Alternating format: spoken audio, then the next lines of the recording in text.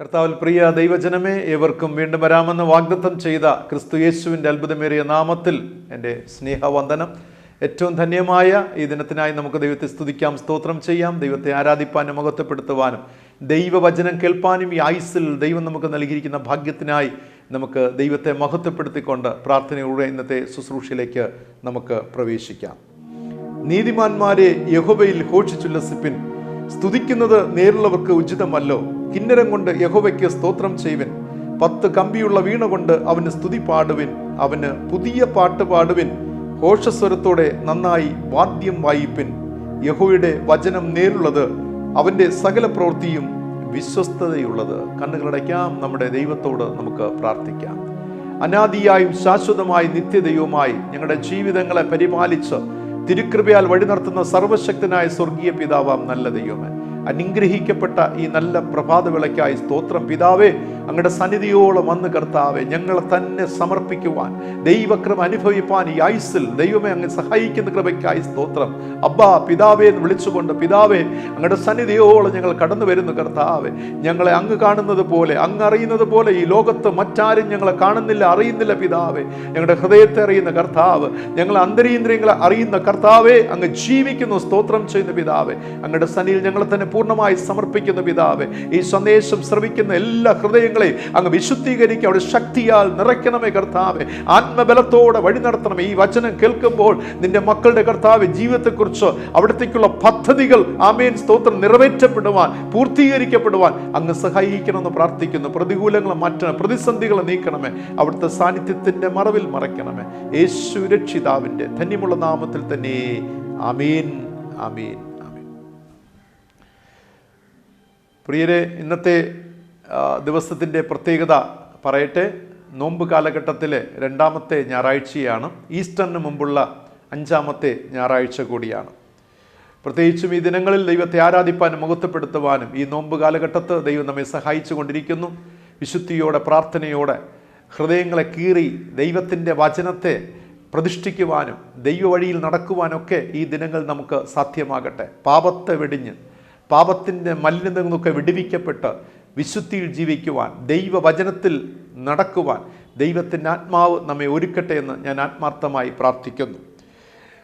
കഴിഞ്ഞ ആഴ്ചയിലെ തിരുവചന സന്ദേശത്തിന് ശേഷം ഞാൻ ചോദിച്ച ചോദ്യം ഇതാണ്: ആത്മീക ജീവിതത്തിൽ കുഷ്ഠം ബാധിച്ചവർക്ക് വിടുതൽ പ്രാപിക്കുവാൻ എന്ത് ചെയ്യണം എന്ന ചോദ്യമാണ് ചോദിച്ചത്. അനേകം പേർ കമൻറ്റ് ബോക്സിൽ രേഖപ്പെടുത്തിയിട്ടുണ്ട്. അതിൻ്റെ ശരിയായ ആൻസർ ഡിവൈൻ ടച്ച് എന്നുള്ളതാണ്. ദൈവിക സ്പർശനം എന്നതാണ് യഥാർത്ഥമായ ആൻസർ. ശരിയായ ആൻസർ നൽകിയ എല്ലാവരുമുള്ള നിസ്സീമമായ നന്ദിയും സ്നേഹവും ഞങ്ങളുടെ ചാനലിൻ്റെ പേരിൽ അറിയിക്കട്ടെ. കർത്താവിൻ്റെ കൃപ നിങ്ങളോട് കൂടെ ഇരിക്കട്ടെ. വചനത്തെ നാം കേൾക്കുമ്പോൾ അത് ശ്രദ്ധയോടെ, അത് ഉള്ളിൽ ഗ്രഹിച്ചുകൊണ്ട് ദൈവസന്നിധിയിലായിരിക്കാം. ദൈവത്തിൻ്റെ ആത്മാവ് അതിനായി നമ്മെ സഹായിക്കട്ടെ. തുടർന്ന് ഇന്നത്തെ തിരുവചന സന്ദേശത്തിൻ്റെ ഒടുവിൽ വീണ്ടും ചോദ്യമുണ്ടാകും. ആ ചോദ്യം നിങ്ങൾ ശ്രദ്ധയോടെ വചനം കേൾക്കുക, പഠിക്കുക, കർത്താവിലേക്ക് ചേരുക. ദൈവത്തിൻ്റെ പരിശുദ്ധാത്മ ആയതിലേക്കായി നമ്മെ സഹായിക്കുമാറാകട്ടെ. ഇന്ന് നാം ധ്യാനിക്കുവാൻ പോകുന്ന ചിന്താവിഷയം വായ്പ വാങ്ങിയ ഒഴിഞ്ഞ പാത്രങ്ങൾ എന്നതിനെക്കുറിച്ചാണ്. വായ്പ വാങ്ങിയ ഒഴിഞ്ഞ പാത്രങ്ങൾ എന്നതിനെക്കുറിച്ചാണ് ധ്യാനിക്കുവാനായി പോകുന്നത്. പ്രത്യേകിച്ചും പഴയ നിയമ പുസ്തകത്തിലെ ഒരു സംഭവവുമായി ബന്ധപ്പെട്ടാണ് നാം ധ്യാനിക്കുവാനായി പോകുന്നത്. 2 രാജാക്കന്മാരുടെ പുസ്തകം 4-ാം അധ്യായം 1 മുതൽ 7 വരെയുള്ള വചനങ്ങളെ ആസ്പദമാക്കിയാണ് നാം തിരുവചനം ധ്യാനിക്കുവാനായിട്ട് പോകുന്നത്. വായ്പ വാങ്ങിയ ഒഴിഞ്ഞ പാത്രങ്ങൾ. ഞാൻ ആരംഭത്തിൽ ചോദ്യത്തോടുകൂടെ ചോദിക്കട്ടെ: നിങ്ങൾ എപ്പോഴെങ്കിലും ജീവിതത്തിൽ ശൂന്യമാക്കപ്പെട്ട അനുഭവത്തിൽ ആയിട്ടുണ്ടോ? ഇവിടത്തേക്ക് നോക്കുക. ശൂന്യമാക്കപ്പെട്ട ജീവിതം. ഈ ക്ലാസ് എന്ന് പറയുന്നത് നമ്മുടെ ജീവിതമായി കണക്കാക്കുക. എപ്പോഴെങ്കിലും ശൂന്യമാക്കപ്പെട്ട അനുഭവത്തിൽ നിങ്ങൾ ആയിട്ടുണ്ടോ? ചില വേളകളിലെങ്കിലും നിങ്ങളുടെ ജീവിതത്തിൽ നിങ്ങൾ ഒരിക്കൽ നിറവിൻ്റെ അനുഭവത്തിൽ ആയിരുന്നവരായിരിക്കാം. നിങ്ങളുടെ ചുറ്റുപാടുമുള്ളവർ നിറവിൻ്റെ അനുഭവത്തിൽ ജീവിക്കുന്നവരാകാം. അതായത് ഈ ഗ്ലാസ്സിൽ വെള്ളം നിറഞ്ഞിരിക്കുന്ന അനുഭവത്തിൽ ഒരിക്കൽ നിങ്ങൾ ആയിരുന്നിരിക്കാം. അപ്പോൾ എൻ്റെ ഇടത് കയ്യിലിരിക്കുന്ന ഗ്ലാസ്സിൽ വെള്ളം നിറഞ്ഞ അനുഭവമാണ്. അതായത് ദൈവിക അനുഗ്രഹങ്ങളാലും സമാധാന സമൃദ്ധിയാലും നിറയപ്പെട്ട ഒരു ജീവിതമാണ് ഈ ഗ്ലാസ് കൊണ്ട് അർത്ഥമാക്കുന്നത്. അതായത് ഗ്ലാസ് നിറയെ വെള്ളമുണ്ട്, എന്നാൽ ഈ ഗ്ലാസ്സിലോ ശൂന്യമാക്കപ്പെട്ട ഒരനുഭവമാണ്. നിങ്ങളുടെ മനസ്സിലിപ്പോൾ എന്താണ് തോന്നുന്നത്? ചിന്തിക്കുക. നിങ്ങൾ ഈ നിറയപ്പെട്ട ഗ്ലാസിൻ്റെ അനുഭവത്തിലാണോ ആയിരിക്കുന്നത്, അതോ ഈ ഒഴിഞ്ഞ ഗ്ലാസിൻ്റെ അനുഭവത്തിലാണോ നിങ്ങളുടെ ജീവിതം ആയിരിക്കുന്നത്? ചിന്തിച്ച് നോക്കുക. നിങ്ങൾക്ക് എന്ത് തോന്നുന്നു? ചിലപ്പോഴൊക്കെ നിങ്ങൾക്ക് തോന്നിയേക്കാം, ഞാൻ ഈ ഗ്ലാസ്സിൽ അര ഗ്ലാസ് വെള്ളം പകരുകയാണ്. അപ്പോൾ ഈ ഗ്ലാസ് നിങ്ങളുടെ ജീവിതമെന്ന് കരുതുക. അര ഗ്ലാസ് വെള്ളമുള്ള ഇത് നിങ്ങളുടെ ജീവിതമാണെന്ന് കരുതുക. നിങ്ങളുടെ മനസ്സിൽ 3 തരത്തിൽ നിങ്ങൾ ചിന്തിക്കാം. ഒന്ന്, എൻ്റെ ഗ്ലാസ്സിൽ പകുതി വെള്ളമേ ഉള്ളൂ എന്ന നിരാശയിൽ നിങ്ങളായിത്തീരാം. എൻ്റെ ജീവിതത്തിൽ പകുതി മാത്രമേ ഉള്ളൂ. ഇനി മറ്റൊരു തരത്തിൽ ചിന്തിക്കാം, എനിക്കൊരു ഗ്ലാസ് ഉണ്ട്, പക്ഷേ പകുതി ശൂന്യമാണ്. ഇതിൽ പകുതി വെള്ളമുള്ള പകുതി ശൂന്യമാണ്. അതുകൊണ്ട് എനിക്കൊരു വലിയ സങ്കടമുണ്ട്. എൻ്റെ ഗ്ലാസ് പകുതി ശൂന്യമാക്കപ്പെട്ടതിനാൽ. ഇനി മറ്റൊരു കൂട്ടം ചിന്തിക്കാറുണ്ട്, എൻ്റെ കയ്യിലൊരു ഗ്ലാസ് ഉണ്ട്, ഗ്ലാസ്സിൽ പകുതി വെള്ളമുണ്ട്, പകുതി വെള്ളം ഇല്ല. അതുകൊണ്ട് ഞാൻ ഇന്നിന്ന കാര്യങ്ങൾ ചെയ്താൽ എനിക്ക് ഈ ഗ്ലാസ്സിനെ നിറയ്ക്കുവാനായിട്ട് സാധിക്കും. ഞാൻ ഇന്നിന്ന കാര്യങ്ങൾ ചെയ്താൽ എനിക്ക് ഈ ഗ്ലാസ്സിനെ ഇതുപോലെ നിറയ്ക്കുവാനായിട്ട് സാധിക്കും. ചിന്തയിലേക്ക് നമുക്ക് മടങ്ങി വരാം. നിങ്ങൾ ദൈവത്തെ ഒരുപാട് സ്നേഹിക്കുന്നവരാകാം. നിങ്ങൾ ദൈവത്തിൻ്റെ വിശ്വസ്തരായ മക്കളായിരിക്കാം. വിശ്വസ്ത ദാസൻ, വിശ്വസ്ത ദാസി എന്ന പേരിന് യോഗ്യമായവരായിരിക്കാം. നിങ്ങൾ ദൈവത്തിൻ്റെ ഒരു വിശ്വസ്ത കുടുംബമായിരിക്കാം.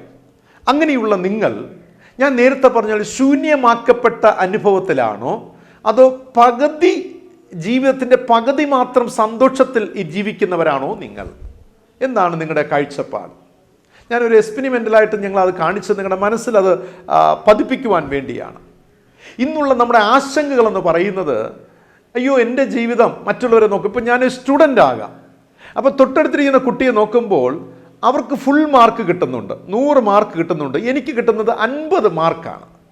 അപ്പോൾ എനിക്ക് തോന്നുന്നു, അയ്യോ ഞാനും സ്കൂളിൽ പോകുന്നുണ്ട്, എനിക്കൊരു സ്കൂളുണ്ട്, എനിക്ക് വിദ്യാഭ്യാസമുണ്ട്, ഞാനും ഇപ്പോൾ പരീക്ഷ എഴുതുന്നുണ്ട്, പക്ഷേ എനിക്ക് 50 മാർക്കേ ഉള്ളൂ. തൊട്ടടുത്തിരിക്കുന്ന കുട്ടിക്ക് 100 മാർക്കുണ്ട്. ഇനി ഒരു തൊട്ടടുത്തിരിക്കുന്ന വ്യക്തി ചിന്തിക്കുകയാണ്, എനിക്കെന്താണ് 50 മാർക്ക് കൂടെ എന്നാണ്, 50 മാർക്ക് മാത്രമേ ഉള്ളൂ, 50 മാർക്ക് ഇല്ലല്ലോ, ബാക്കി മാർക്ക് എനിക്ക് കിട്ടിയില്ലല്ലോ, ആ ഒരു സങ്കടത്തിൽ. എന്നാൽ ഇനിയൊരു കുട്ടി ചിന്തിക്കുകയാണ്, എനിക്കെന്താണ് 50 മാർക്കേ ഉള്ളൂ, ഞാൻ സ്കൂളിൽ പോകുന്നു, പഠിക്കുന്നുണ്ട്, എനിക്ക് 50 മാർക്കേ ഉള്ളൂ, എനിക്ക് അടുത്ത വർഷം ഇന്ന കാര്യങ്ങൾ ചെയ്താൽ എനിക്ക് 50 മാർക്ക് കൂടെ നേടുവാനായിട്ട് സാധിക്കും. അപ്പോൾ ഈ ഒരു 3 കാഴ്ചപ്പാടുകളെ നിങ്ങളുടെ മനസ്സിൽ ഞാൻ കൊണ്ടുവന്നത്, നമ്മൾ പലപ്പോഴും ജീവിതത്തിൽ തളർന്നു പോകുന്നത്, നിരാശരായിത്തീരുന്ന, സങ്കടപ്പെടുന്നത് ആദ്യത്തെ 2 കാറ്റഗറിയിൽ നാം പെടുന്നത് കൊണ്ടാണ്. 3ാമത്തെ കാറ്റഗറിയിലേക്ക് നാം ഇതുവരെ എത്തിപ്പെട്ടിട്ടില്ല എന്നുള്ളതാണ്. ചിലരൊക്കെ പരിശ്രമിക്കുന്നു, ഞാൻ ഇന്ന കാര്യങ്ങൾ ചെയ്താൽ എനിക്ക് എൻ്റെ ജീവിതത്തെ നിറയ്ക്കുവാനായിട്ട് സാധിക്കും. പക്ഷെ ചിലർ പരിശ്രമിക്കുന്നുണ്ട്, അതിൻ്റെ ഒരു കാൽഭാഗം എത്തി വീണ്ടും നിരാശരായി സങ്കടത്തോടെ മടങ്ങുന്ന, ആദ്യത്തെ 2 കാറ്റഗറിയിലേക്ക് മടങ്ങുന്ന അനുഭവമാണ് നമുക്ക് കാണുവാനായിട്ട് കഴിയുന്നത്. എൻ്റെ ചോദ്യം, അങ്ങനെ നിങ്ങൾ എപ്പോഴെങ്കിലും പൂർണ്ണമായി ശൂന്യമാക്കപ്പെട്ട അനുഭവത്തിലായി തീർന്നിട്ടുണ്ടോ? പകുതി സന്തോഷത്തിൻ്റെ അനുഭവത്തിൽ നിങ്ങൾ ആയി തീർന്നിട്ടുണ്ടോ? അല്ലെങ്കിൽ അങ്ങനെയുള്ള അവസ്ഥയിലാണോ ഇപ്പോൾ നിങ്ങൾ ജീവിച്ചു കൊണ്ടിരിക്കുന്നത്? ഇങ്ങനെയുള്ള സാഹചര്യം നമുക്ക് കാണുവാനായി കഴിയുന്നത്, അനേകം പേർ ജീവിതത്തിൽ നിന്ന് ഓടി ഒളിക്കുക പതിവാണ്. തിരഞ്ഞെടുപ്പുകൾ അവരുടെ ജീവിതത്തിൽ ഉണ്ടാകുകയില്ല, തളർന്നു പോകും, നിരാശരായിത്തീരും.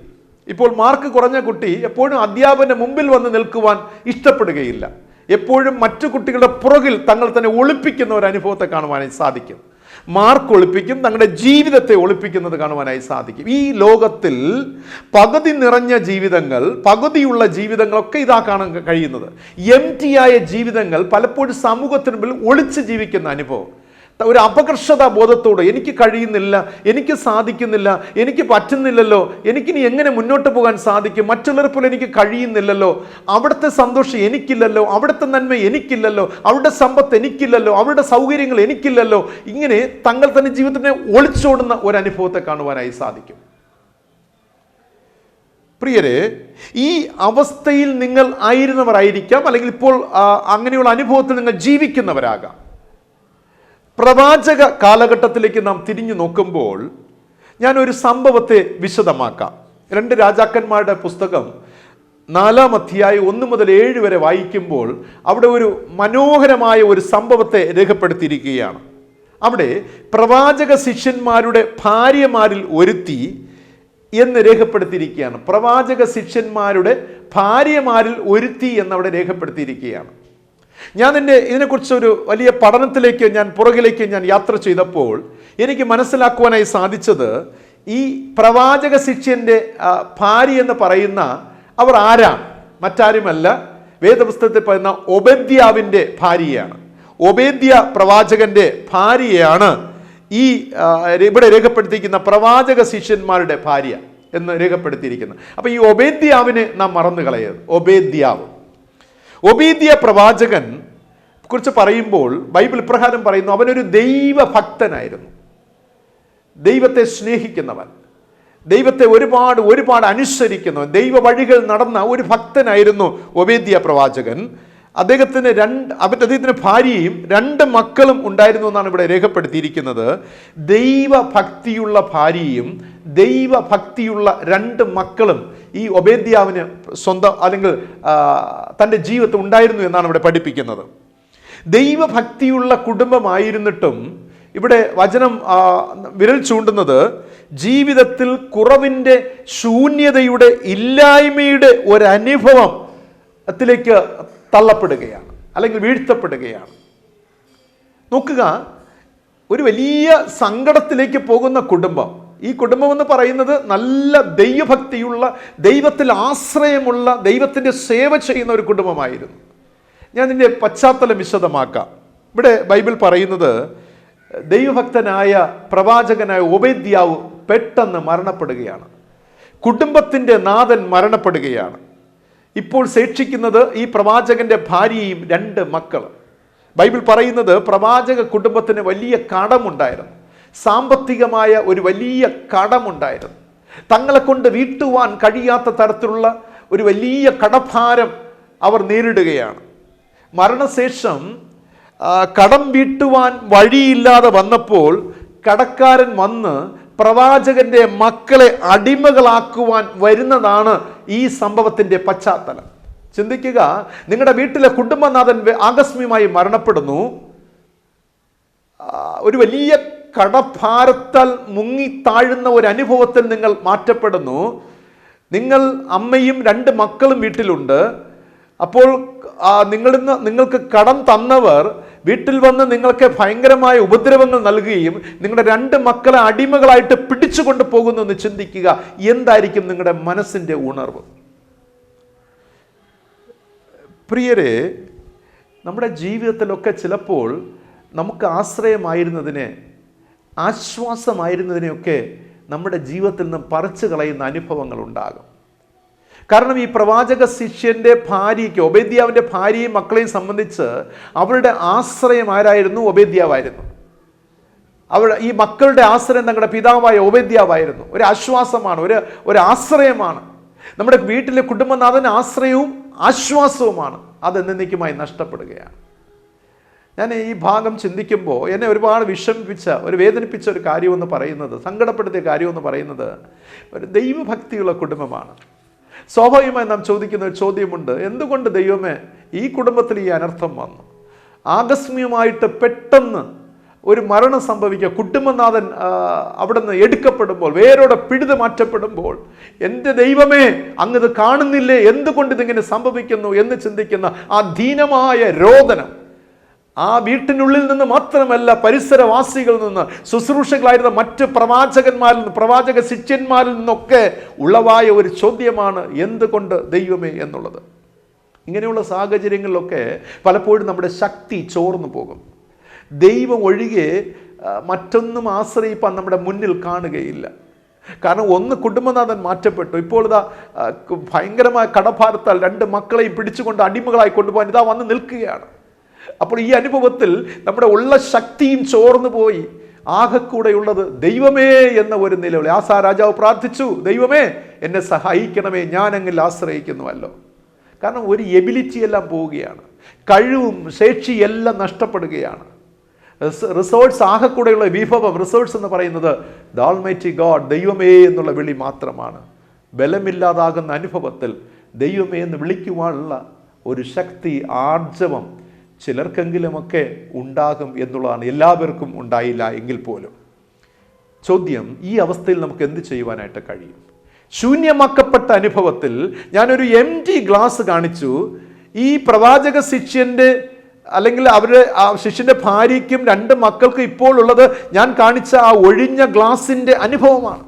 ആ ഒഴിഞ്ഞ ഗ്ലാസിൻ്റെ അനുഭവത്തിൽ എന്ത് ചെയ്യുവാനായി സാധിക്കും? ഇതെങ്ങനെ ഫില്ല് ചെയ്യാനായി സാധിക്കും? അതെങ്ങനെ നിറയ്ക്കുവാനായിട്ട് സാധിക്കും? ഒന്നാമത്തെ ചിന്ത, 2 രാജാക്കന്മാരുടെ പുസ്തകം 4-ാം അധ്യായത്തിൻ്റെ 1-ാം വാക്യം വായിക്കുമ്പോൾ അവിടെ രേഖപ്പെടുത്തിയിരിക്കുന്നു, എലീശായോട് പ്രവാചകന്റെ ശിഷ്യ നിലവിളിച്ചു, തൻ്റെ ദുഃഖത്തെ അറിയിച്ചു എന്ന് രേഖപ്പെടുത്തിയിരിക്കുകയാണ്. ഒന്നാമത്തെ ചിന്ത, നമ്മുടെ ജീവിതത്തെ ഇങ്ങനെയുള്ള സാഹചര്യങ്ങളിൽ നമ്മുടെ ജീവിതത്തെ വിലയിരുത്തുകയും ജീവിതത്തിൽ നാം ചെയ്യേണ്ടുന്ന പ്രധാന കാര്യത്തെ ചെയ്യുവാൻ തീരുമാനിച്ച് അതിന് ചെയ്യുവാൻ മുൻവരണം എന്നുള്ളതാണ്. നമ്മുടെ ജീവിതത്തെ ഇവാലുവേറ്റ് ചെയ്യുക. ആമേൻ. നമ്മുടെ ജീവിതത്തെ ഇവാലുവേറ്റ്, വിലയിരുത്തുക. ഞങ്ങളുടെ അവസ്ഥ എന്താണ്? എൻ്റെ ഭർത്താവ് മരിച്ചുപോയി, ഇതാ 2 മക്കൾ കടഭാരം കൊണ്ട് നിറഞ്ഞു നിൽക്കുന്നു. വീട്ടിന് പുറത്താണെങ്കിൽ 2 മക്കളെയും പിടിച്ചു കൊണ്ടുപോകുവാൻ കടക്കാർ വന്ന് നിൽക്കുകയാണ്, അടിമകളാക്കി കൊണ്ടുപോകുവാനായിട്ട്. എൻ്റെ അവസ്ഥ ഇതാണ്, റിസോഴ്സ് ഒന്നും തന്നെ ഇല്ല. ജീവിതത്തെ വിലയിരുത്തുകയാണ്. ആ ദുഃഖത്തെ, വലിയൊരു ദുഃഖം മനസ്സിൽ, ആ ദുഃഖത്തെ ഓടിപ്പോയി എലീശ പ്രവാചകനോടുകൂടെ അറിയിക്കുകയാണ്. ഏലിയാവിന് ശേഷമുള്ള പ്രവാചകനായ എലീശ പ്രവാചകൻ. ഇവിടെ പ്രവാചകന്റെ ഭാര്യ തൻ്റെ ഭാഗം നിവർത്തിക്കുകയാണ്. കാരണം ദൈവം തൻ്റെ വാഗ്ദത്തങ്ങൾ നിവർത്തിക്കുന്നതിന് മുൻപ് നാം നമ്മുടെ ഭാഗം നിറപടിയായി ചെയ്യണമെന്നുള്ളതാണ്. If you want to get a miracle from God, ദൈവത്തിൽ നിന്ന് ഒരു അത്ഭുതം നിങ്ങൾക്ക് സംഭവിക്കണമെങ്കിൽ, ദൈവത്തിൽ നിന്ന് ഒരു അനുഗ്രഹം നിങ്ങൾക്ക് സംഭവിക്കണമെങ്കിൽ, ആദ്യം നിങ്ങളുടെ ജീവിതത്തിൽ നിങ്ങൾ ചെയ്യേണ്ടുന്ന പ്രധാന ഭാഗത്തെ നിങ്ങൾ ചെയ്യണമെന്നുള്ളതാണ്. അത് നിങ്ങൾ ചെയ്തിരിക്കണമെന്നുള്ളതാണ്. ആദ്യം നമ്മുടെ ഭാഗം നിവർത്തിക്കുക, ശേഷം ദൈവം തൻ്റെ ഭാഗം നിവർത്തിക്കുമെന്നുള്ളതാണ്. പരീക്ഷ എഴുതേണ്ടുന്നത് നാമാണ്, പഠിക്കേണ്ടുന്നത് നാമാണ്. അത് എഴുതിക്കഴിഞ്ഞാൽ മാർക്കിട്ട് തരേണ്ടുന്ന ആരാണ്? ടീച്ചറാണ്. അത് വാല്യുവേറ്റ് ചെയ്യുന്ന അല്ലെങ്കിൽ ഇവാലുവേറ്റ് ചെയ്യുന്ന ടീച്ചറാണ്. എന്നെ കേൾക്കുന്ന പ്രിയ ദൈവജനമേ, നാം നമ്മുടെ പ്രധാന ഭാഗം നിവർത്തിക്കുക എന്നതാണ്. എന്താണ് ഈ പ്രവാചകന്റെ ഭാര്യ ചെയ്തതെന്നറിയാമോ? വചനം പഠിപ്പിക്കുന്ന 4:1 വായിക്കുമ്പോൾ എലീശായോട് നിലവിളിക്കുകയാണ്. ആശ്രയിപ്പാൻ ആരുമില്ല, ഒന്ന് ഡിപ്പെൻഡ് ചെയ്യുവാൻ ആരുമില്ല. എലീശായോട് നിലവിളിക്കുകയാണ്. 2, അയൽക്കാരോട് വെറും പാത്രങ്ങൾ വാങ്ങി, ഒഴിഞ്ഞ പാത്രങ്ങൾ വായ്പ വാങ്ങുകയാണ്. അതിനൊരു കാരണമുണ്ട്. എലീശ പ്രവാചകനോട് നിലവിളിച്ചപ്പോൾ എലീശ പറഞ്ഞു, നിന്റെ വീട്ടിൽ എന്തുണ്ട്? നിന്റെ വീട്ടിൽ നിലവിൽ എന്തുണ്ട്? പ്രവാചക ശിഷ്യന്റെ ഭാര്യ വീട്ടിലേക്ക് തിരിഞ്ഞു നോക്കുകയാണ്. തൻ്റെ അടുക്കളയിലേക്ക്, തൻ്റെ സ്റ്റോർ റൂമിലേക്ക് തിരിഞ്ഞു നോക്കുകയാണ്. തൻ്റെ അല്ലെങ്കിൽ ധനം സ്വരൂപിക്കുന്ന ആ അറകളിലേക്ക് നോക്കുകയാണ്. എല്ലായിടത്തും എംപ്റ്റിയാണ്. എല്ലായിടത്തും തൻ്റെ കണ്ണുകൾ ഓടിച്ചൊന്ന് നോക്കിയപ്പോൾ, വീക്ഷിച്ചപ്പോൾ എല്ലാം ശൂന്യമാക്കപ്പെട്ട, ഞാൻ കാണിച്ചതുപോലെ ശൂന്യമാക്കപ്പെട്ട അനുഭവമാണ്. എവിടെയോ അടുക്കളയിൽ ഏതോ ഒരു ഭരണിയിൽ കുറച്ച് എണ്ണ ഇരിപ്പുള്ളത് അവിടെ വന്ന് കണ്ണിങ്ങനെ അതിൽ ശ്രദ്ധ അർപ്പിക്കുകയാണ്. ആകെക്കൂടെ ആ വീട്ടിലുള്ളത് ഒരു ചെറിയ ഭരണിയിൽ അല്പം എണ്ണ ഇരിപ്പുണ്ട്. ഭക്ഷണം പാകം ചെയ്യുവാൻ ഉപയോഗിക്കുന്ന അല്പം എണ്ണ ഇരിപ്പുണ്ട്. വീട്ടിൽ നിനക്ക് എന്തുള്ളൂ എന്ന് ചോദിച്ചപ്പോൾ ഒരു ഭരണി എണ്ണ മാത്രമേ ഉള്ളൂ എന്ന് പറയുകയാണ്. എൻ്റെ ഗ്ലാസ്സിൽ 1/2 ഗ്ലാസ് വെള്ളം മാത്രമേ ഉള്ളൂ, 1/4 ഗ്ലാസ് വെള്ളം മാത്രമേ ഉള്ളൂ. അയ്യോ, എൻ്റെ ഗ്ലാസ് ഒഴിഞ്ഞ അനുഭവത്തിലാണ് ആയിരിക്കുന്നത്, ഒരല്പം മാത്രമേ ഉള്ളൂ. ഒരു ഭരണി എണ്ണ, മറ്റൊന്നുമില്ല എന്ന് പറയുകയാണ്. അത്ഭുതമായി പറയുവാൻ ഇത് മാത്രമേ ഉള്ളൂ. അതിശയമെന്ന് പറയുവാൻ ഇപ്പോൾ വീട്ടിലുള്ളത് ഇത് മാത്രമേ ഉള്ളൂ. അത്ഭുതം എന്തെങ്കിലും നടക്കണമെങ്കിലും ഇത് മാത്രമേ ഉള്ളൂ. അത്ഭുതമായി പറയുവാൻ ഒരു ഭരണി എണ്ണ മാത്രമേ ഉള്ളൂ. അത്ഭുതം എന്തെങ്കിലും നടക്കണമെങ്കിലും ഒരു ഭരണി എണ്ണ മാത്രമേ ഉള്ളൂ. എന്നെ കേൾക്കുന്ന പ്രിയ ദൈവജനമേ, ഈ ലോകത്തിൽ എന്തെങ്കിലും അത്ഭുതങ്ങൾ നടക്കണമെങ്കിൽ നിന്റെ ജീവിതമുണ്ടല്ലോ, അത് ശൂന്യമായിരിക്കാം, അത് പകുതി നിറഞ്ഞതായിരിക്കാം, പകുതി സന്തോഷത്തിലായിരിക്കാം, പകുതി വിജയത്തിലായിരിക്കാം. നിന്റെ ജീവിതമുണ്ടല്ലോ, നിന്റെ ജീവിതം ഉണ്ടെങ്കിലേ ദൈവത്തിന് പ്രവർത്തിക്കുവാൻ കഴിയുകയുള്ളൂ. ഇന്ന് അനേകം ആത്മഹത്യയിലേക്ക് പോകുന്നുണ്ട്. ജീവൻ നശിപ്പിക്കുവാൻ. എന്തിന് ജീവിക്കണം? എല്ലാം തകർക്കപ്പെട്ടു എല്ലാം തീർന്നല്ലോ, എല്ലാം മുടിഞ്ഞുപോയ അനുഭവമാണ്. അത് മരണത്തിലേക്ക് പോകുന്നവരുണ്ട്. പ്രിയമുള്ളവരെ, അതൊരിക്കലും ഒരു സൊല്യൂഷൻ അല്ല, അതൊരു പരിഹാരമല്ല. നിന്റെ ജീവിതത്തിൽ ദൈവത്തിന് പ്രവർത്തിക്കണമെങ്കിൽ നിന്റെ ശൂന്യമാക്കപ്പെട്ട ജീവിതം ഉണ്ടാകണം. ഒഴിഞ്ഞ പാത്രമാകട്ടെ, ആ പാത്രമെങ്കിലും അവിടെ ഉണ്ടാകണം. ഒരല്പമാകട്ടെ എണ്ണ, അതവിടെ ഉണ്ടാകണം ദൈവത്തിന് പ്രവർത്തിക്കണമെങ്കിൽ. അതൊരിക്കലും നാം മറന്നു പോകരുതേ. ഇവിടെ ബുദ്ധിമുട്ട് മാത്രമാണ്. പ്രവാചക ഓബേദ്യാവിൻ്റെ വീട്ടിൽ ബുദ്ധിമുട്ട് മാത്രമാണ്. ഫിലിപ്പിയർ 4:19 വായിക്കുമ്പോൾ, എൻ്റെ ദൈവമോ നിങ്ങളുടെ ബുദ്ധിമുട്ടൊക്കെയും മഹത്വത്തോടെ തൻ്റെ ധനത്തിനൊത്തവണ്ണം യേശു ക്രിസ്തുവിൽ പൂർണ്ണമായി തീർത്തു തരുമെന്നാണ് രേഖപ്പെടുത്തിയിരിക്കുന്നത്. അവൾ നിലവിളിക്കുകയാണ്. അയൽക്കാരോട് വെറും പാത്രങ്ങൾ വായ്പ വാങ്ങുകയാണ്. അവൾ രണ്ട് കാര്യങ്ങളാണ് ചെയ്യുന്ന. പ്രധാന കാര്യം, ഒന്ന്, എലീശ പ്രവാചകരോട് നിലവിളിക്കുന്നു. 2, പ്രവാചകൻ പറഞ്ഞതനുസരിച്ച് അടുത്ത വീടുകളിൽ പോയി ഒഴിഞ്ഞ പാത്രങ്ങൾ വായ്പ വാങ്ങുകയാണ്. അതുപോലും കൊടുക്കുവാൻ തയ്യാറല്ലാത്തവർ, ഒന്ന് സഹായിപ്പാനോ സഹകരിപ്പാനോ ഒന്നും ആർക്കും താല്പര്യമില്ല. ഒരു ഒഴിഞ്ഞ പാത്രം പോലും കൊടുക്കുവാൻ താല്പര്യമില്ല. അതും വായ്പയായി വാങ്ങുകയാണ്, കടമായിട്ട് വാങ്ങുകയാണ്. കാരണം തിരിച്ചു കൊടുക്കുമ്പോൾ അതിനെന്താണ്? ഒരുപക്ഷെ റെന്റ് കൊടുക്കേണ്ടി വരും, അല്ലെങ്കിൽ അവർ പ്രതീക്ഷിക്ക് എന്തെങ്കിലും കൊടുക്കേണ്ടി വരും. ഒക്കെ ആയിരിക്കാം, നമുക്കത് അനുമാനിക്കാം എന്നുള്ളതേ ഉള്ളൂ. അത് വായ്പ കടമായിട്ട് പാത്രം കടമായിട്ട് വാങ്ങുകയാണ്. ഞാൻ ഒന്നാമതായി പറഞ്ഞത്, ഇങ്ങനെയുള്ള അവസ്ഥകൾ, ശൂന്യമാക്കപ്പെട്ട അവസ്ഥയിലൊക്കെ നമ്മുടെ ജീവിതത്തെ വിലയിരുത്തുകയും ജീവിതത്തിൽ ചെയ്യേണ്ടുന്ന പ്രധാന കാര്യത്തെ നാം ചെയ്യുകയും വേണം എന്നുള്ളതാണ്. രണ്ടാമത്തെ ചിന്ത എന്നുള്ളത്, 2 രാജാക്കന്മാർ പുസ്തകം 4-ാം അധ്യായത്തിൻ്റെ 4-ാം വാക്യം വായിക്കുമ്പോൾ, നീയും നിന്റെ മക്കളും അകത്ത് കയറി വാതിൽ അടയ്ക്കുക എന്ന് എലീശ പ്രവാചകൻ പറയുകയാണ്. രണ്ടാമത്തേത്, shut the door behind you, അകത്ത് കയറി വാതിൽ അടയ്ക്കുക എന്നതാണ്. എന്താണ് ഇതുകൊണ്ട് അർത്ഥമാക്കുന്നത്? നമ്മുടെ ജീവിതത്തിൽ ദൈവം ചെയ്യുവാൻ പോകുന്ന അത്ഭുതങ്ങൾ, അനുഗ്രഹങ്ങൾ, അത് നിങ്ങൾക്ക് വേണ്ടി മാത്രമായിരിക്കും പ്രിയമുള്ളവരെ, മറ്റാരുമായി അത് ബന്ധപ്പെട്ടതായിരിക്കത്തില്ല. പ്രൈസ് ദി ലോർഡ്, ആമേൻ. ഞാൻ ആവർത്തിക്കട്ടെ, ദൈവം നിങ്ങളുടെ ജീവിതത്തിൽ ചെയ്യുവാൻ പോകുന്ന അത്ഭുതങ്ങൾ അത് നിങ്ങൾക്ക് വേണ്ടി മാത്രമായിരിക്കും, അത് മറ്റാരുമായി ബന്ധപ്പെട്ടതല്ല. ബിക്കോസ് ദൈവം ഇങ്ങനെ പേഴ്സണലൈസ് ചെയ്ത് അനുഗ്രഹിക്കുന്ന ദൈവമാണ്. ഒരു കോണ്ടസ്റ്റ് അറിഞ്ഞ് പ്രവർത്തിക്കുന്ന ദൈവമാണ്. അത് മറ്റാരുമായി ബന്ധപ്പെട്ടിരിക്കുകയിൽ അതാ ഇവിടെ നമുക്ക് കാണുവാൻ കഴിയുന്നത്. അതായത് അടയ്ക്കപ്പെട്ട മുറിക്കുള്ളിൽ ഈ അത്ഭുതം നടക്കപ്പെടണം, ഈ കുടുംബത്തിനൊരു അനുഗ്രഹം ഉണ്ടാകണം, അത് വ്യക്തിപരമാണ്, പേഴ്സണലൈസ്ഡ് ആകണം എന്നത് ദൈവത്തിന് വലിയ നിർബന്ധമാണ്. ഇതിനു മുൻപ് ഇതുപോലത്തെ സമാന സംഭവങ്ങൾ ഉണ്ടായിട്ടുണ്ട്. വേദപുസ്തകം വായിക്കുമ്പോൾ മർക്കോസ് സുവിശേഷം 5-ാം അധ്യായം, യായിരോസിൻ്റെ മകൾ അല്ലെ, കർത്താവായ യേശു അവിടെ അത്ഭുതം പ്രവർത്തിക്കുന്ന കാണുന്ന മുറിക്കുള്ളിൽ കടന്ന് വാതിൽ അടച്ച ശേഷം അവിടെ അത്ഭുതം നടക്കും. മരിച്ച മകളെ ഉയർപ്പിക്കുകയാണ്. വീണ്ടും നാം അപ്പോസ്തല പ്രവൃത്തികൾ 9-ാം അധ്യായം വായിക്കുമ്പോൾ, മരിച്ച തബീത മരിക്കുന്നു.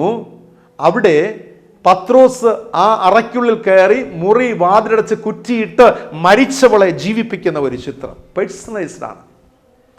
ദൈവം നിങ്ങളുടെ ജീവിതത്തിൽ അസാധാരണമായി, ശ്രദ്ധിക്കണമേ, വളരെ ഡിഫറൻ്റ് ആയിട്ടുള്ള മിറക്കിൾസ്, അത്ഭുതങ്ങൾ ചെയ്യണമെന്ന് ആഗ്രഹിക്കുമ്പോൾ നിങ്ങളോട് കൂടെയുള്ള നിങ്ങളുടെ ചുറ്റുമുള്ളവരെ ഒന്ന് അകറ്റി നിർത്തുക. ആമേൻ. അവരെ ഒന്ന് മാറ്റി നിർത്തണമെന്നാണ് ബൈബിൾ പഠിപ്പിക്കുന്നത്. ഞാൻ വിശദമാക്കാം. നിങ്ങളുടെ ചുറ്റുമുള്ള, നിങ്ങളുടെ കൂടെ പാർക്കുന്ന ചില സംശയാലുക്കൾ ഉണ്ടാകാം, പരിഹാസികൾ ഉണ്ടാകാം, ദൈവ നിഷേധികൾ ഉണ്ടാകാം, നിരീശ്വരവാദികൾ ഉണ്ടാകാം, വിഡ്ഢികൾ ഉണ്ടാകാം, നിഷേധാത്മികൾ ഉണ്ടാകാം, നിഷേധാത്മകമായി ചിന്തിക്കുന്നവരുണ്ടാകാം. ഇവരെ അകറ്റിവിട്ട് നിങ്ങളുടെ ആ സർക്കിൾ ഒന്ന് ക്ലോസ് ചെയ്ത് ദൈവത്തെങ്കിലേക്ക് നോക്കിയേ. There you can see the miracle of God. അവിടെ നിങ്ങൾക്ക് ദൈവത്തിൻ്റെ അത്ഭുതത്തെ കാണുവാനായി സാധിക്കും. അതുകൊണ്ടാണ് വേദപുസ്തകം പറയുന്നത്, നീ പ്രാർത്ഥിക്കുമ്പോൾ നിന്റെ അറയിൽ കിടന്ന് രഹസ്യത്തിൽ കാണുന്ന നിന്റെ പിതാവിനോട് നീ പ്രാർത്ഥിക്കാം. കാരണം മിറക്കിൾസ് ആർ പേഴ്സണലൈസ്ഡ്. അത് വളരെ പേഴ്സണലാണ്. ദൈവം നൽകുന്ന അനുഗ്രഹങ്ങൾ വ്യക്തിപരമാണ്. മറന്നുപോയത്, നിന്റെ കുടുംബത്തിന് വേണ്ടിയുള്ള അനുഗ്രഹങ്ങൾ അത് തരും പ്രിയമുള്ളവരെ. അല്ലെങ്കിൽ നീ ആഗ്രഹിക്കുന്ന ഒരു പേഴ്സണോടൊപ്പം ഇരുന്ന് പ്രാർത്ഥിക്കുമ്പോൾ, ദൈവിക മനുഷ്യ അല്ലെങ്കിൽ ദൈവമക്കൾ ഇരുവരും ചേർന്ന് പ്രാർത്ഥിക്കുമ്പോൾ നിങ്ങൾ കഥകടച്ചിരുന്ന് പ്രാർത്ഥിക്കുക. സംശയാലുക്കളെ കൂടെ കൂട്ടരുതേ, പരിഹാസികളെ കൂടെ കൂട്ടരുതേ. നീ ദൈവത്തോട് പ്രാർത്ഥിക്കുമ്പോൾ, നിന്റെ ദൈവസനിൽ നീ ആയിരിക്കുമ്പോൾ പരിഹാസികളെ കൂടെ കൂട്ടരുതേ, ദൈവ നിഷേധികളെ കൂട്ടരുതേ, നിരീശ്വരവാദികളെ കൂട്ടരുതേ, വിഡ്ഢികളെ കൂട്ടരുതേ, നിഷേധാത്മകമായി ചിന്തിക്കുന്നവരെ കൂട്ടരുതേ. You can see the miracle of God. You can see the miracle of God. കാരണം നിന്നെയും ഒരു നെഗറ്റീവ് എനർജിയിലേക്ക് അവർ കൊണ്ടുപോകും. നീ അറിയാതെ നിന്നെ ദൈവത്തിൽ നിന്നും വലിച്ച് അടർത്തിക്കൊണ്ട് അവർ കൊണ്ടുപോകുമെന്നുള്ളതാണ്. നമ്മൾ അറിയത്തില്ല. നമുക്ക് തോന്നും, ഓ വലിയൊരു ആൾക്കൂട്ടം എന്നോട് കൂടെ ഉണ്ടല്ലോ, എനിക്കെന്തിന് ഭയപ്പെടണം, എനിക്കെന്തിന് പേടിക്കണം. എന്നിലെ വിശ്വാസം, ദൈവവിശ്വാസം കുറഞ്ഞ് മനുഷ്യരുടെ ആശ്രയം വർദ്ധിച്ചു വരുമെന്നുള്ളതാണ്. നിങ്ങൾക്ക് മനസ്സിലായെന്ന് വിശ്വസിക്കുന്നു.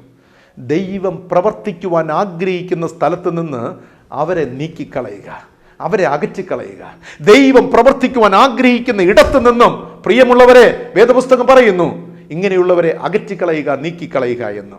കാരണം ദൈവത്തിൻ്റെ അത്ഭുതങ്ങൾ പരിശുദ്ധമാണ്. ഹല്ലേലൂയ, ആമേൻ. ദൈവത്തിൻ്റെ അത്ഭുതങ്ങളെല്ലാം പരിശുദ്ധമാണ്. അത് പരിശുദ്ധമായി നടത്തപ്പെടുന്ന ഒന്നാണ്. ദൈവിക അത്ഭുതങ്ങൾ ദൈവിക മർമ്മങ്ങളാൽ നിറയപ്പെട്ടതാണ്. ദൈവത്തിൻ്റെ അത്ഭുതങ്ങൾ അല്ലെങ്കിൽ ദൈവിക മർമ്മങ്ങളാൽ നിറയപ്പെട്ടതാണ്. ഒരുപാട് അതിന് രഹസ്യമുണ്ട്. ദൈവിക മർമ്മങ്ങൾ അതെല്ലാവർക്കും ഗ്രഹിക്കാൻ കഴിയുകയില്ല. അതുകൊണ്ടാണ് വേദപുസ്തകം പറഞ്ഞത്, clear the room, clear the space. മുറി ശുദ്ധമാക്കുക, സ്ഥലം വൃത്തിയാക്കുക. റിമൂവ് ദ റിഫ്റ്റ് ആൻഡ് റഫ്റ്റ് എന്നുള്ളതാണ്. റിഫ്റ്റ് ആൻഡ് റഫ്റ്റിന് ഇംഗ്ലീഷ് നൽകപ്പെട്ടെങ്കിൽ നിർവചനം എന്ന് പറയുന്നത് വിള്ളൽ മാറ്റുക, പിളർപ്പ് മാറ്റുക, കഴുക്കോൽ നീക്കിക്കളയുക, ചങ്ങാടത്തെ നീക്കിക്കളയുക. ആമേൻ. നിങ്ങൾക്ക് രക്ഷപ്പെടുവാൻ വേണ്ടി വെച്ചിരിക്കുന്ന കഴുക്കോലുകൾ ഉണ്ടല്ലോ. ചില കഴുക്കോലുകൾ ഈ ലോകത്ത് നാം ഒരുക്കിയിട്ടുണ്ട്. ചില ചങ്ങാടങ്ങൾ അല്ലെങ്കിൽ അതുപോലെ തന്നെ പൊങ്ങുതടികളെ നാം ഒരുക്കിയിട്ടുണ്ട്. അതിനെ അങ്ങ് നീക്കിക്കളയുക. നീക്കിക്കളഞ്ഞ ശേഷം എന്ത് ചെയ്യുക? Remove the rift and raft ഇതിനെ മാറ്റിക്കളഞ്ഞ ശേഷം നിങ്ങൾ ദൈവത്തോടു കൂടെ സംസർഗം ചെയ്യുക, ദൈവസന്നിധിയിൽ ഇരിക്കുക. ദൈവത്തിൻ്റെ അത്ഭുതങ്ങളെ കാണുവാൻ സാധിക്കും. You can see the miracle of God. ഇതാണ് ഇവിടെ എലീശ പ്രവാചകൻ പറഞ്ഞത്. അകത്ത് കയറി വാതിൽ അടയ്ക്കുക. അകത്ത് കയറി നിന്റെ ഈ അവസ്ഥയിൽ, ശൂന്യമാക്കപ്പെട്ട അവസ്ഥയിൽ, ഒന്നുമില്ലാത്ത അവസ്ഥയിൽ നീ ഇനി അകത്തൊന്ന് കയറിയേ വാതിലൊന്ന് അടച്ച് കുറ്റിയിട്ടെ. Something going to happen inside the room. മൂന്നാമത്തെ ചിന്ത ഈ വേദഭാഗവുമായി ബന്ധപ്പെട്ട്, എക്സ്പെക്റ്റ് എ മിറക്കിൾ. ദൈവത്തിൽ നിന്നും ഒരു അത്ഭുതം പ്രതീക്ഷിക്കുക. ചോദിക്കട്ടെ, ഈ ചിന്ത ആരംഭിക്കുന്നത് നിങ്ങൾ ദൈവത്തിൽ നിന്ന് ഒരു അത്ഭുതം പ്രതീക്ഷിക്കുന്നവരാണ്? ഞാൻ വിശദമാക്കാം. 2 രാജാക്കന്മാരുടെ പുസ്തകം 4-ാം അധ്യായം 5-ാമത്തെ വാക്യം വായിക്കുമ്പോൾ അവിടെ രേഖപ്പെടുത്തിയിരിക്കുന്നു, അവൾ അവനെ വിട്ടു ചെന്ന് തൻ്റെ മക്കളോടുകൂടെ അകത്ത് കടന്ന് വാതിൽ അടച്ചു എന്ന് രേഖപ്പെടുത്തിയിരിക്കുകയാണ്. പ്രവാചകനായ എലീശ പറഞ്ഞതുപോലെ അവൾ ചെയ്തു എന്ന് നാം കാണുന്നു. എന്തടിസ്ഥാനത്തിലായിരിക്കും അവൾ ഇത് ചെയ്തത്? എലീശ പ്രവാചകൻ പറഞ്ഞു. അപ്പോൾ എന്തടിസ്ഥാനത്തിലേക്ക് അവൾ ചെയ്തത്? ഞാൻ പറയട്ടെ, ഞാൻ മനസ്സിലാക്കുന്നു, അവൾക്കറിയില്ല എന്താണ് സംഭവിക്കാൻ പോകുന്നതെന്ന് അവൾക്കറിയില്ല. What is going to be happen എന്നുള്ള ആ കൺസെപ്റ്റ് അവൾക്കറിയില്ല. എന്താണ് പ്രതീക്ഷിക്കേണ്ടതെന്നും അവർക്കറിയില്ല. ഈ ഒരു അവസ്ഥയിൽ കടക്കാരൊക്കെ വന്ന് നിറഞ്ഞു നിൽക്കുന്നു. ഈ അവസ്ഥയിൽ എന്ത് ചെയ്യണം എന്നും അവൾക്കറിയില്ല. ഏത് തരത്തിലാണ് ഗോയിങ് ടു ഹാപ്പൺ? കാരണം ഒരു രൂപരേഖയില്ല. കുറെ പണമാണോ ഇനിയിപ്പോൾ തരാൻ പോകുന്നത് ദൈവം? ചിന്തിക്കുക. കുറെ പണമാണ് തരാൻ പോകുന്നത്, അല്ലെങ്കിൽ വേറൊരാളെ ഇവിടെ കൊണ്ടെത്തിച്ച് ഞാനിതാ കുറെ പണം നിനക്ക് തരാൻ പോകുന്നു എന്ന് പറയുക. കാരണം ഒരു രൂപരേഖയുമില്ല.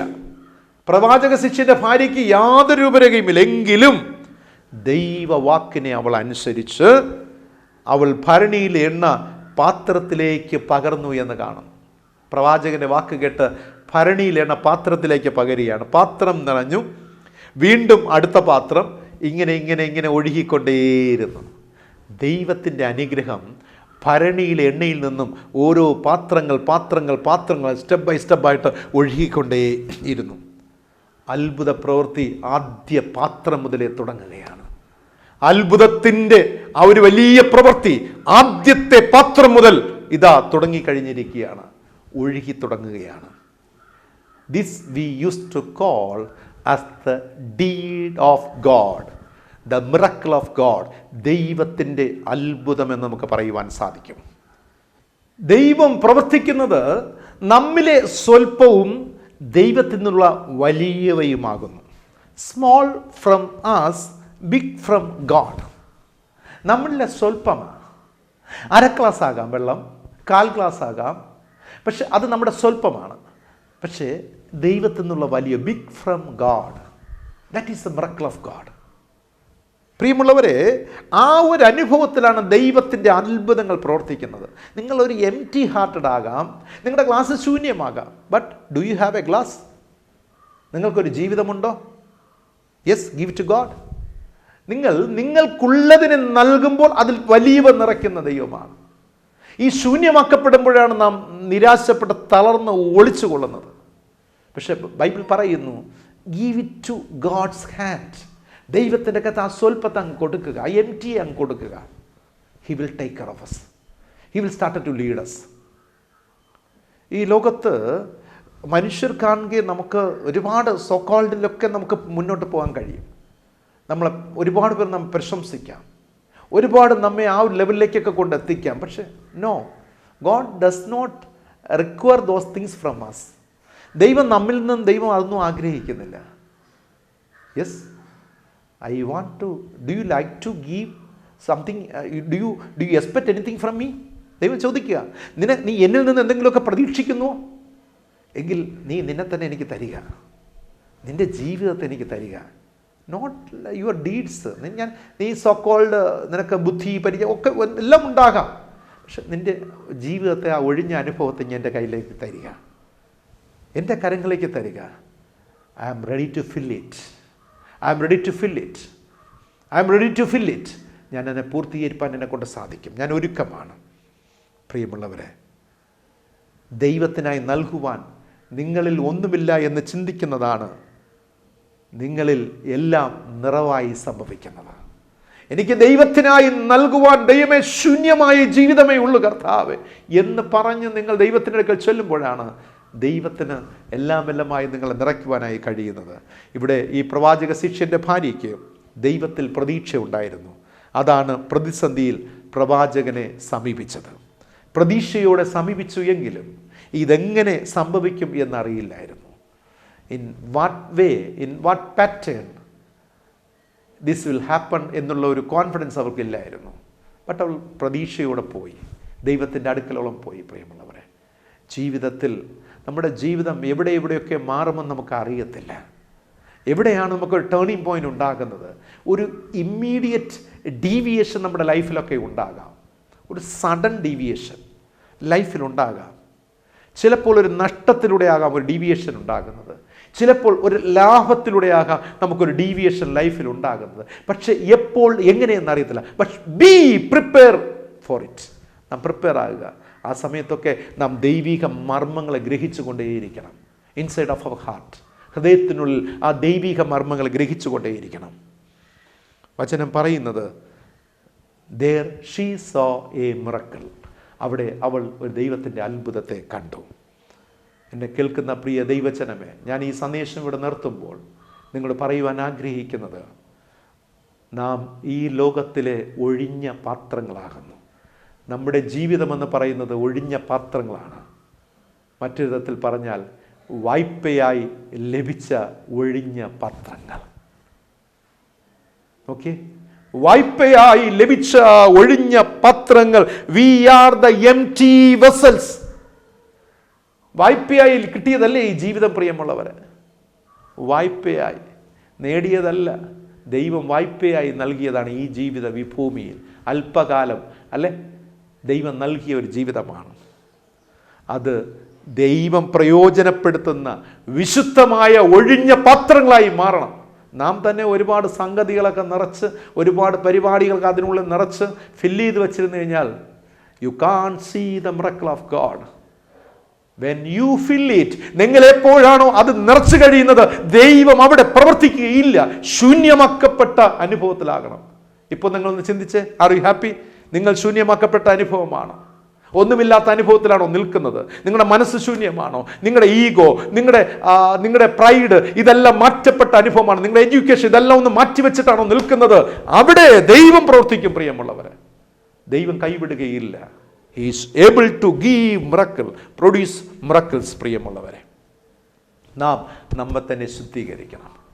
ഈ നോമ്പിൻ കാലഘട്ടത്ത് ദൈവം നമ്മോട് ആവശ്യപ്പെടുന്നത് നമ്മെ ശുദ്ധിയുള്ള പാത്രങ്ങളായിട്ട് ഒരുക്കുക എന്നുള്ളതാണ്.